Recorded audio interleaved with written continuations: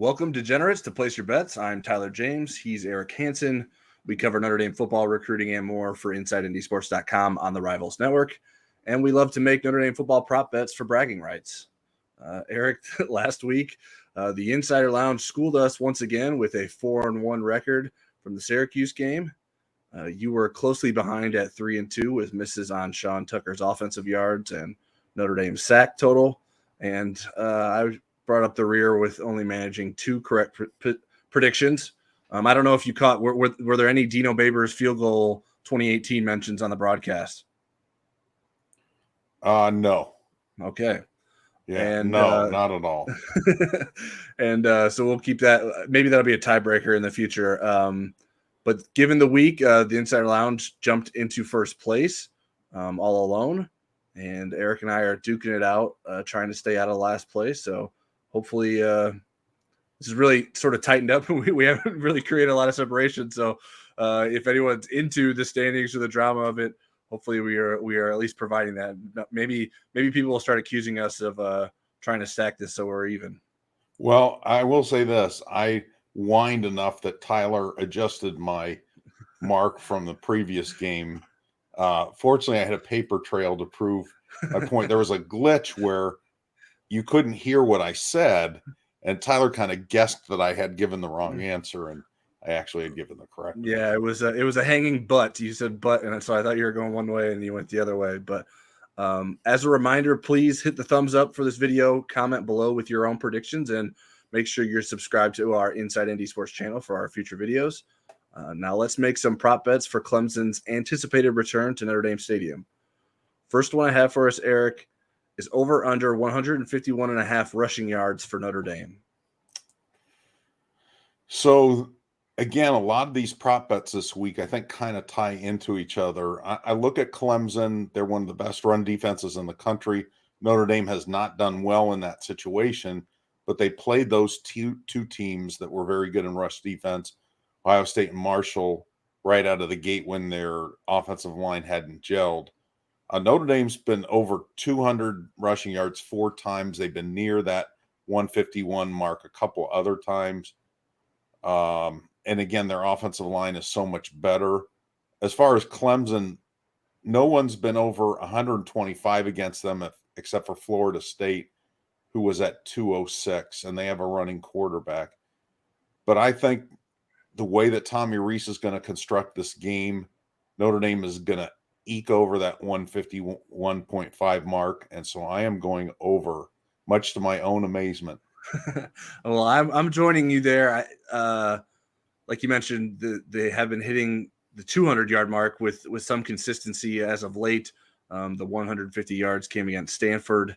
That was their low mark in the last 5 games. I just think Notre Dame has to run the football, doesn't have many other options.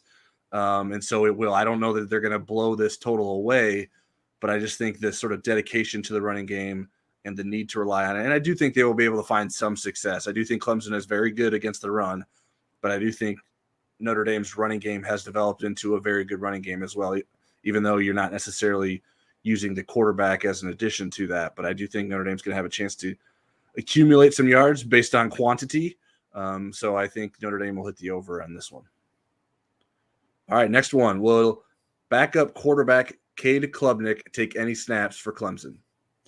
Right, and I think I called him Klubnik in one of maybe Monday night, and it is Klubnik. I think Klubnik was back from his recruiting days, so since now he's famous, he is Klubnik. He's played, whatever his name is, Cade has played in 5 of the 8 games for Clemson. There usually been blowouts. The exception was their last game before the bye week. He had 30 snaps versus Syracuse because of DJ Uiagalelei's ineffectiveness. Let me give that one more try. Uiagalelei's ineffectiveness. I like it. You got it. Okay. I'm going to, again, this is counterintuitive. I'm going to say yes.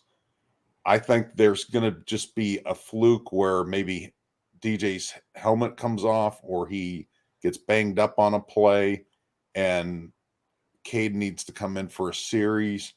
I don't think he's going to play a lot. I don't think DJ's going to get benched, but I just think there's going to be a circumstance where Cade has to come in. Yeah, I mean, I think there are a number of ways you can imagine that happening, which so I think it almost feels easier to go in that direction, even though it hasn't necessarily happened a lot in terms of when Clemson has really truly needed him. It's been more or less getting him reps because they have the opportunity to do that. But I'm still going to go with no. I still like DJ Uyunglele. I think he's going to be able to have some success against Notre Dame. I don't know that he's going to have a huge turnover problem. That certainly played a role in him getting pulled against Syracuse. So I'm going to predict no, that Cade Klubnik will take any snaps for Clemson. All right, next one. Over under 18.5 completions for Notre Dame quarterback Drew Pyne. Well, I tied this to the rushing question. I think Notre Dame's going to have a really good check down game and maybe move the ball incrementally rather than, depending on deep shots like Wake Forest did. Wake Forest has a different passing game that enables them to do that. I just don't have the confidence in Drew Pyne that he could get up to 19 completions, even with that game plan. I have more confidence in Notre Dame's running game, so I think he's going to be around 15, so I'm going under. Yeah, I'm going under as well. I was thinking maybe like 17 completions for him. His last 3 starts, he's had 13, 14, and 9 completions.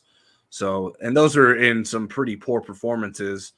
And I don't know that he's going to have a great performance against Clemson. Now, maybe he surprises us and does.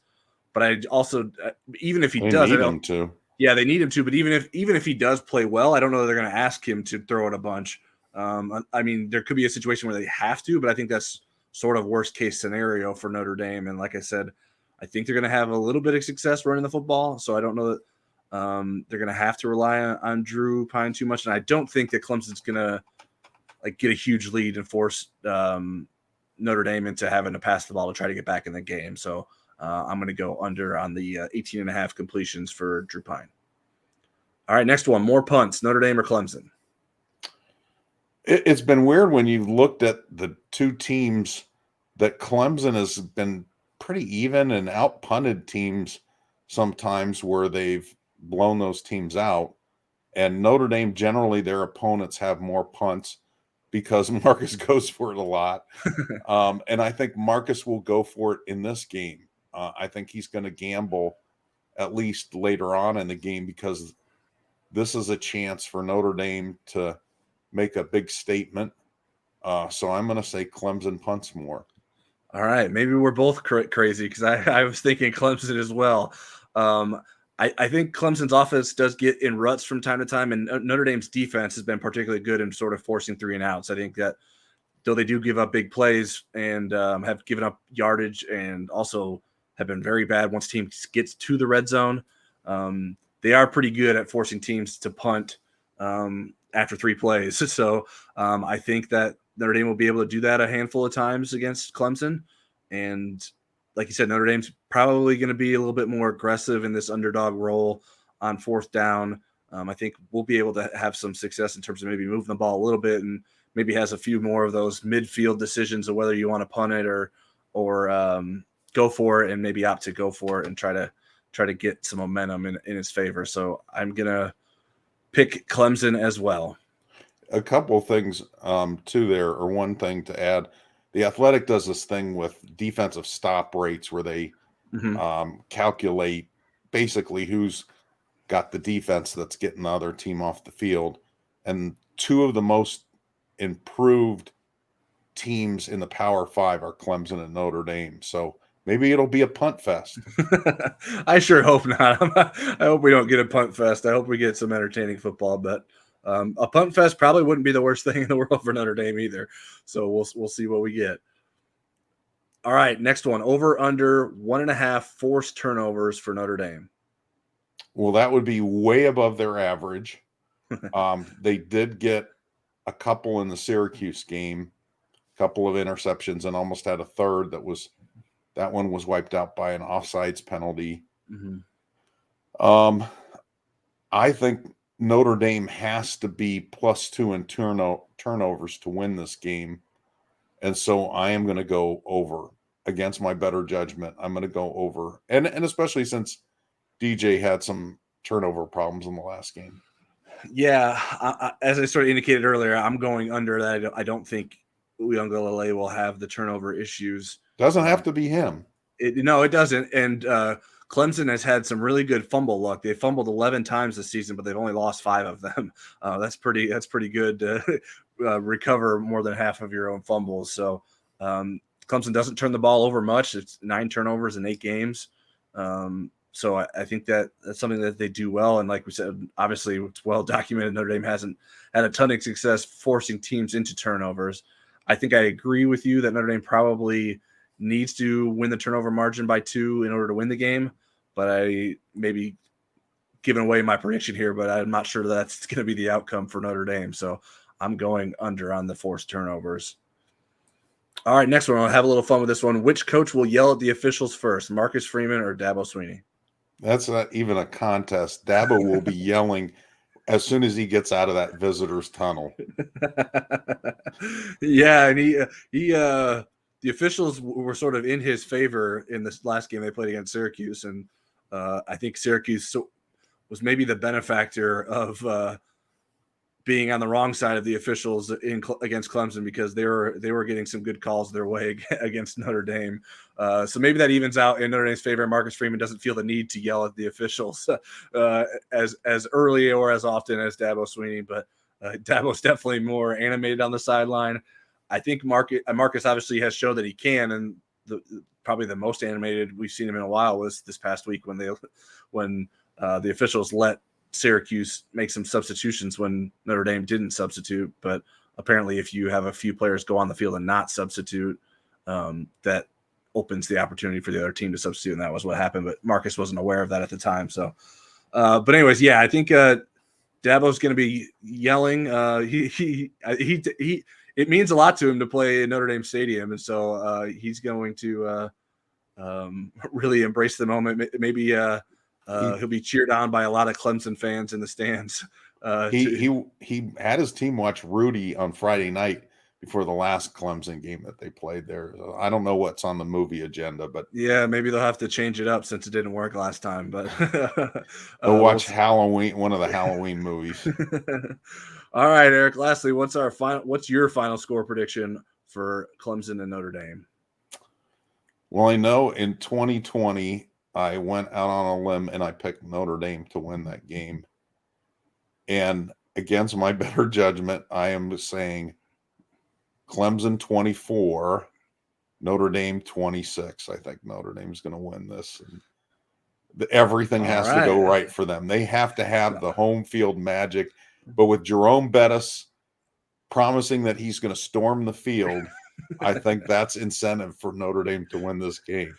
Yeah, and if you don't get that reference, Jerome Bettis said that on our Inside ND Sports podcast earlier this week that Eric asked him, he said, if the students storm the field after a Notre Dame victory, will you be joining them? And he said, yes. He said, he'll probably keep his shirt on, but you can count on him. You can count on him being out there because he's still that invested in Notre Dame football. I'm not predicting a Notre Dame victory. I have Clemson 31, Notre Dame 27. I do think these offenses will have a little bit more success than maybe you would think on paper. And we'll get a pretty entertaining game. I'm just not sure that Notre Dame has enough firepower to overcome Clemson this week. So that's why I'm leaning Clemson 31, Notre Dame 27. And the line is around 3.5 or 4, and it's stayed in that range pretty much all week. Yeah, I mean, all I'm really hoping for is an entertaining game. I mean, it certainly would be interesting given the way the season started and has had so many lows, that if Marcus Freeman can pull off a victory in this game, that would be quite the sort of role reversal of some of those early weeks. But it's obviously a huge moment, an opportunity for Notre Dame, and we'll see if they're ready and up to the challenge. All right, that's it for this week's Place Your Bets. If you're an Inside NC Sports subscriber, make sure you log your predictions on the Insider Lounge to keep competing with us and keep the Insider Lounge in first place in our season standings. We will be back on YouTube Monday at 7 p.m. Eastern for Monday Night Live to recap the Clemson game, and again next Friday for the Navy edition of Place Your Bets. Good luck.